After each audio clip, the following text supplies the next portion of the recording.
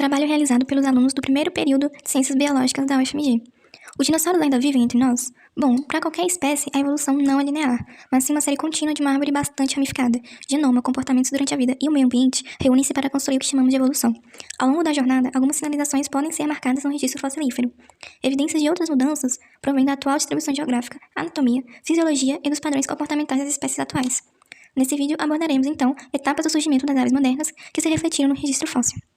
Dentro de um grupo de dinossauros bípedes, surgiu um grupo que se deu origem às aves, os terópodes. Em sua maioria, eles eram carnívoros e fazem parte do grupo de dinossauros mais famosos do mundo. Com certeza você conhece o Tiranossauro Rex, o Velociraptor ou o Espinossauro.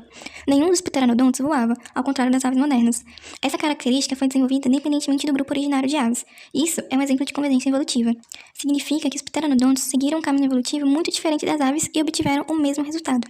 Nessa imagem do cladograma, podemos observar as características adquiridas através do tempo, e também todas as espécies que contribuíram para a formação do que hoje apresentam as aves. Vemos aqui que quanto mais o tempo se passava, mais características eram adquiridas. Agora falarei um pouco das aves de transição. Essas são algumas espécies e suas características que contribuíram para exemplificar o parentesco das aves com seus ancestrais dinossauros. Protoaves. A protoaves, ela tem escasso registro fóssil, viveu na América do Norte mais ou menos 225 milhões de anos atrás.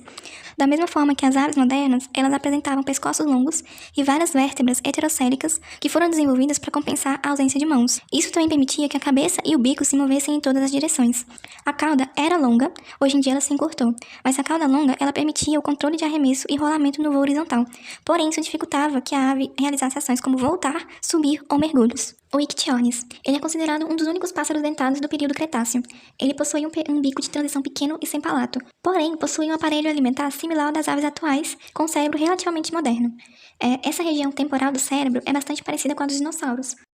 Mas essa combinação de características antigas e atuais mostra que atributos importantes do cérebro e do paladar evoluíram antes da redução da musculatura da mandíbula e da transformação completa do bico. O Asteriornis maastrichtensis. Ele era uma ave moderna, mais antiga do mundo. Tamanho aproximado de uma gaivota, viveu há mais ou menos 67 milhões de anos atrás.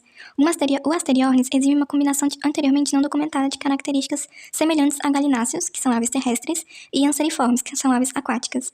Por exemplo, os ossos do topo e na parte de trás da cabeça se assemelham muito a de patos modernos, enquanto o rosto e o bico têm ossos não fundidos, como visto nas galinhas e perus de hoje em dia. O Archaeopteryx. Ele foi encontrado na Alemanha em 1860 aproximadamente. É uma das descobertas de fósseis mais importantes. Aproximadamente do tamanho de um corvo, a mescla de características de ave e dinossauro é uma ilustração de transição evolutiva muito clara.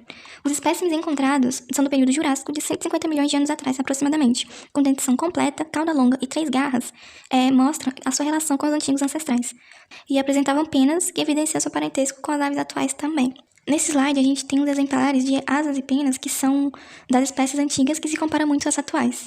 A anatomia cerebral. Também foi analisado se o cérebro do Archaeopteryx compartilha detalhes anatômicos. Na pesquisa foi relatada a descoberta de uma estrutura chamada de Wurst.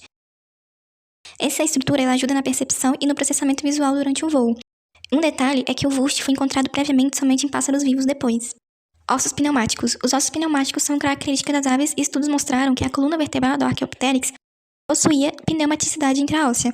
Aqui vemos a cabeça, o osso pneumático indo por todo o corpo do animal. Sacos aéreos. É uma estrutura incomum das aves e é a estrutura do pulmão em que o ar verticular penetra os ossos, e isso é visto também no Archaeopteryx. Algumas características são comuns para além de espécies especificadas, como a embriologia. Um grupo de cientistas da iScience, que é a revista mais importante de ciência do mundo, verificou que tem um ovo fossilizado com um embrião de 27 centímetros, com a posição com a cabeça entre as pernas. Visualizamos aqui nesse slide a coluna vertebral do animal, a cabeça e as pernas. Essa posição ela foi somente encontrada em dinossauros aviários prestes a eclodir e também é semelhante às aves da nossa época que possuem a mesma forma. Vemos aqui outras características, como a funcionalidade dos dedos e do calcanhar, e esse outro esqueleto de dinossauro evidenciando os 3 dedos funcionais e o calcanhar em posição superior.